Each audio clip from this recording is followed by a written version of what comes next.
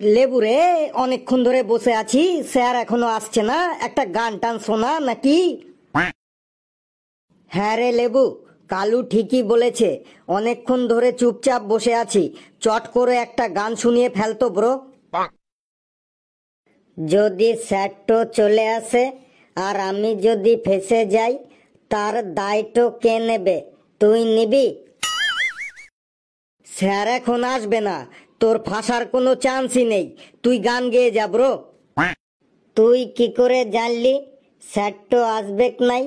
তুই একদিন আমার গানের স্টুডিওতে যাস, তোকে সারাদিন গান শুনিয়ে দেব, কিন্তু এখন তোর রিকোয়েস্টও রাখতে পারলাম নাই।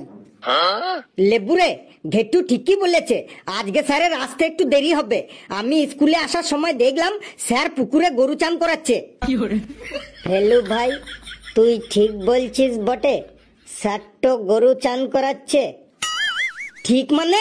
তোর ওই হলদে পড়া কটা চুলের দিব্যি দিয়ে বলছি, স্যারকে দেখলাম পুকুরে গরু বাছুর চান করাচ্ছে। বেশ, তাইলে স্যারের যখন আসতে লেট হবে তখন একটা গানই হয়ে যাক। সেথায় হুঁশ হারাইয়ে গেলে পরে পড়বি যানবাহন চাপা পড়ে, কলিকাতা যাবি খেপা খুব হুঁশিয়ারে, কলিকাতা যাবি খেপা খুব হুঁশিয়ারে, সেথায় গিয়ে দেখবি প্রথম হাওড়ার ব্রিজটা, দুই দিকে দুই থাম্বা আছে, মাঝখানে ফাঁকা আছে, তার উপরে রাস্তা পাকা আছে, তার উপরে রাস্তা পাকা, কত মানুষ চলছে সেই রাস্তা ধরে, কলিকাতা যাবি খেপা খুব হুঁশিয়ারে, কলিকাতা যাবি খেপা খুব হুঁশিয়ারে, সেথায় গিয়ে চড়বি যদি পাতাল রেলে, পাতাল রেলের দরজা দেখবি আপনিতে খোলে, ওরে খাপা দুদিকেই খোলে, ও রেল চালু হইলে অঙ্গ দোলে, ও রেল চালু হইলে অঙ্গ দোলে, তুই সিট ধরবি শক্ত করে, কলিকাতা যাবি খেপা খুব হুঁশিয়ারে, কলিকাতা যাবি খেপা খুব হুঁশিয়ারে।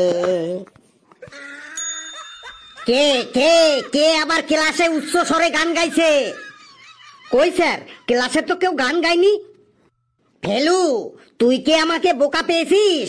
আমি এই মাত্র শুনলাম কে যেন উচ্চ স্বরে গান গাইলো, কলিকাতা যাবি খেপা খুব হুঁশিয়ারে।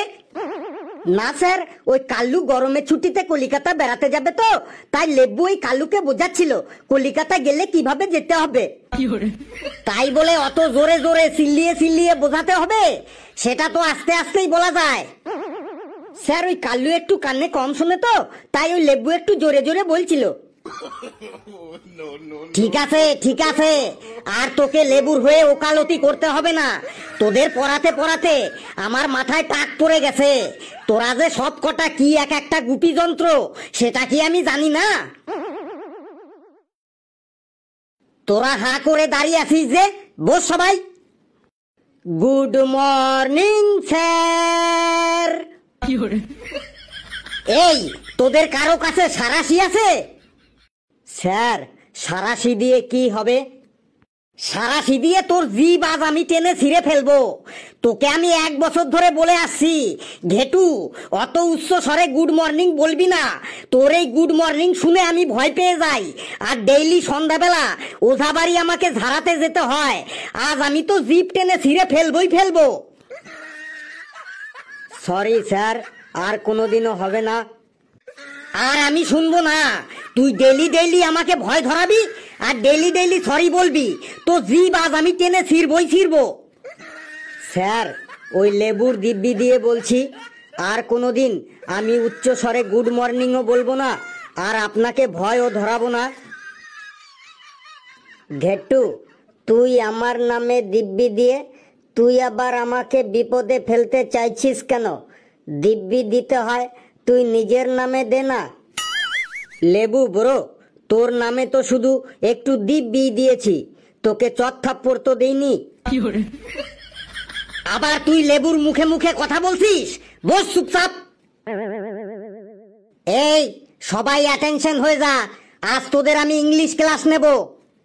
স্যার, আজকে স্কুলে আসার সময় দেখলাম আপনি পুকুরে গরু চান করাচ্ছেন। এই যে যেই পড়ার কথা বললাম আর ওর ফালতু বকবক শুরু হয়ে গেল। আমি গরু চান করাই, ছাগল চান করাই, তাতে তোর কি? না মানে এমনি জিজ্ঞাসা করলাম। স্যার, আপনার কটা গরু স্যার? আমার মোট 8টা গরু আছে, তার মধ্যে 2টো আছে আমার গোয়াল ঘরে, আর আমার সামনে আছে এই 6টি। স্যার, আপনার সামনে 6টি গরু আছে, তার মানে বুঝতে পারলাম না তো। বুঝতে পারলি না?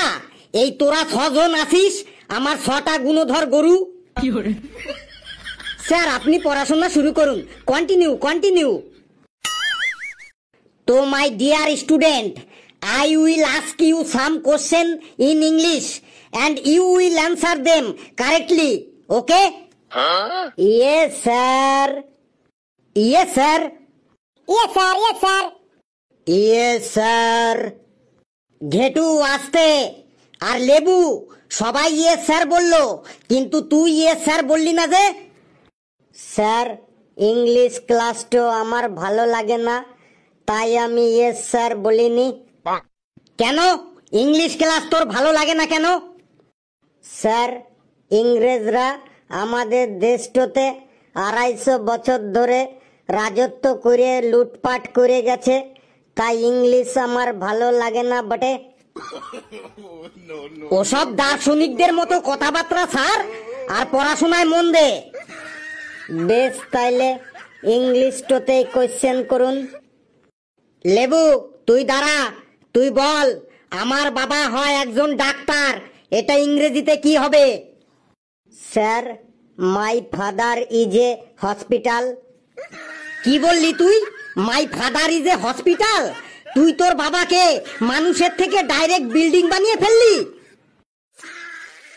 এই, কে বলবি বল, আমার বাবা হয় একজন ডাক্তার, এটা ইংরেজিতে কি হবে?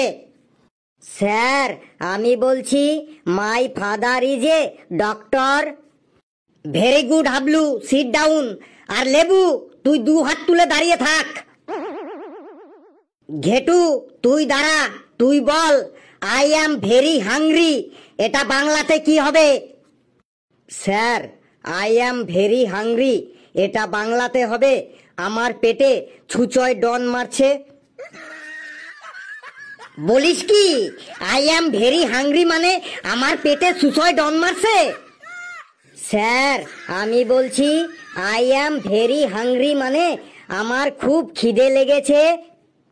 Very good Hablu. স্যার, আমি তো ঠিকই বলেছিলাম, খুব জোরে খিদে লাগলে তো পেটে ছুঁচোয় ডন মারে। চুপ, একদম চুপ। তুইও 2 হাত তুলে দাঁড়া। ওটাকে কালু নাকি?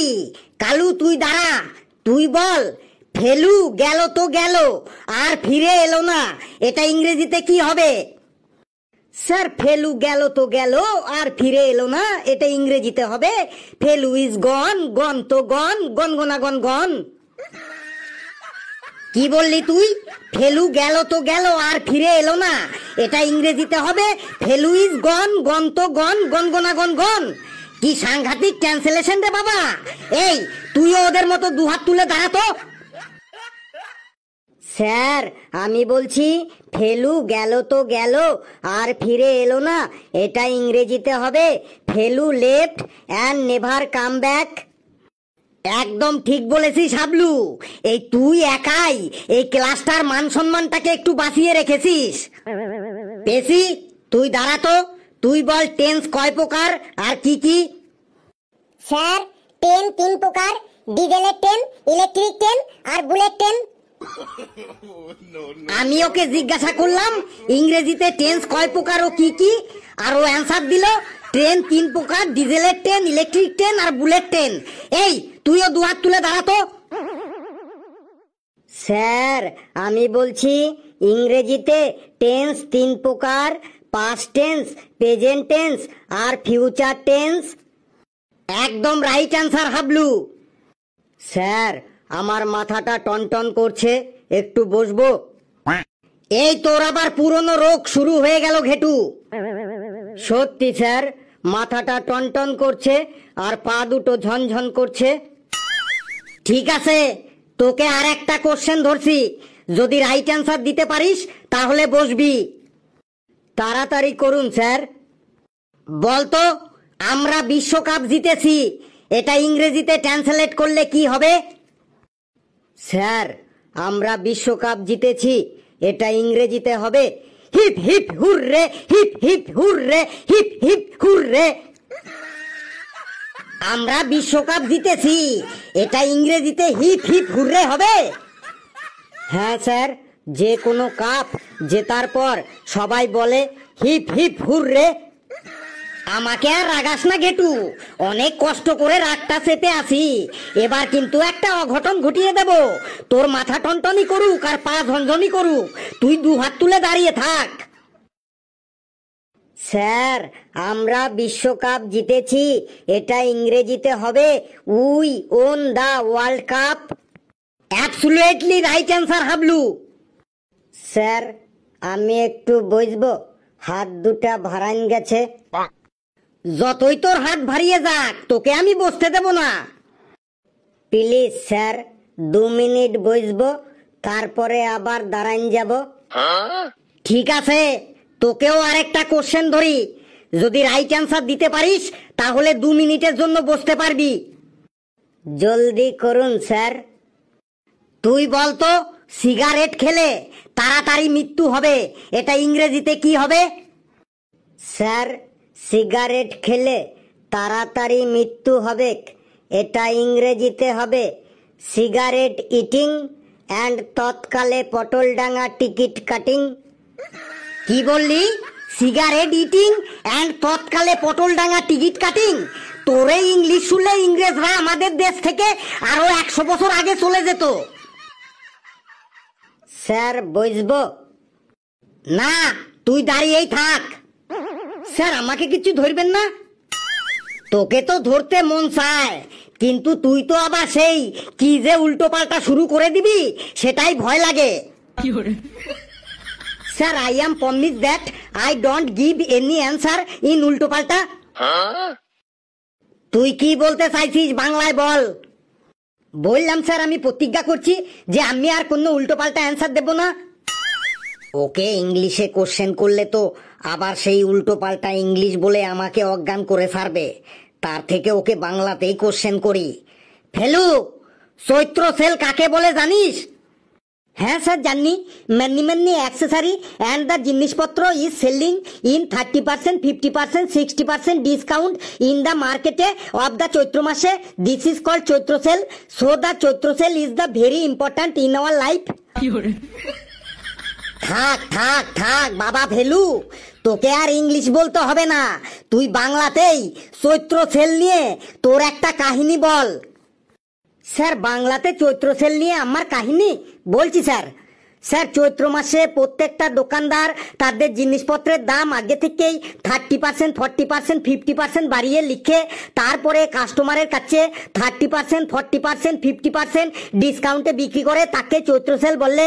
এই চৈত্র সেলের সময় প্রতিটি বাজারের ফুটপাতগুলো দোকানদারদের দখলে চলে যায়।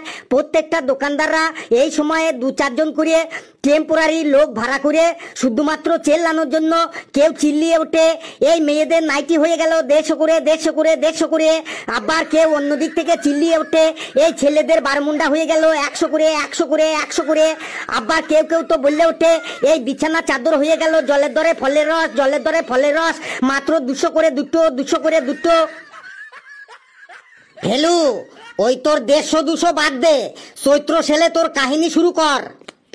বলছি স্যার, কাহিনী শুরুর আগে ভূমিকাটা বলে নিলাম। গত পরশুদিন আমি আমাদের বাজার থেকে চৈত্র সেলে 100 টাকায় 4টে বারমুন্ডা কিনে এনেছি। ও মা, বাড়িতে এসেই দেখি তার মধ্যে 2টো ছেঁড়া।